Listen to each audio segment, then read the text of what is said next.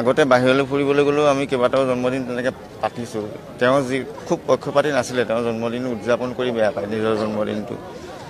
আমি যদি কাৰোবাক কোনোবা দুখীয়া মানুহক সহায় কৰোঁ বা কিবা এটা কৰোঁ সেইটোহে তেওঁ ভাল পায়। তেওঁ নিজেই কেক কাটি খুব বেয়া পাইছিলে, আনুষ্ঠানিকতা নাছিলে, খুব সাধাৰণভাৱে থাকে, নিজৰ জন্মদিনটোত ঘৰতে থাকে, ক'লৈকো নাযায়।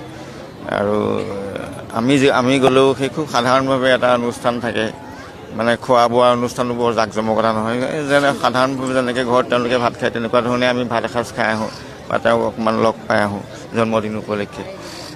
গতিকে এতিয়া হেপী বাৰ্থডে বুলি ক'লেও তেওঁ কেতিয়াবা হাঁহিছিলে, কিনো জন্মদিন হেপী বাৰ্থডে আৰু আমাৰনো কি হেপী বাৰ্থডে এনেকৈ কয়। গতিকে বৰ ধেমেলীয়া মানুহ আছিলে।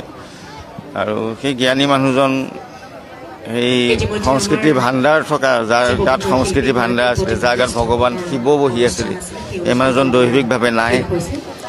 কিন্তু অসমৰ মানুহৰ মাজত, মানুহৰ আত্মাৰ মাজত, মানুহৰ হৃদয়ত তেওঁ যুগ যুগ ধৰি জীয়াই থাকিব, তেওঁ কৰ্মৰাজি জীয়াই থাকিব। নাই, মুদ্ৰাটো ৰিপিটি আচলতে নহয়, কিন্তু মই তেওঁৰ লগত সংগত কৰিছিলোঁ। এইটো মোৰ ভাগ্য আছিলে যে মই এজন ভগৱানৰ লগত 36টা বছৰ কটালোঁ, 36টা বছৰ থাকিলোঁ।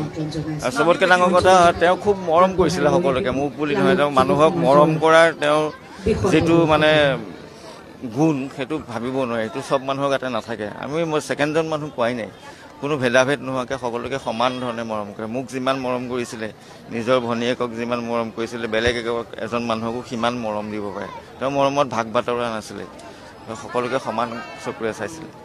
চাওক, জুবিন গাৰ্গ মানুহক অন্তৰত এনেকৈ শিপাই আছে, ন্যায় নিদিয়াকৈ আদালত সাৰি যাব নোৱাৰিব। জুবিন গাৰ্গৰ পক্ষত এটা সুবিচাৰ হ'বই। আৰু মই ভাবিছোঁ যদি আদালতে উচিত ন্যায় দিব নোৱাৰে বা মানুহে ভাল পাব পৰাকৈ এটা ন্যায় ব্যৱস্থা নহয় বা জুবিন গাৰ্গৰ ষড়যন্ত্ৰ ধৰা নপৰে, তেতিয়াহ'লে মানুহ চাগে ৰাস্তাত ওলায়।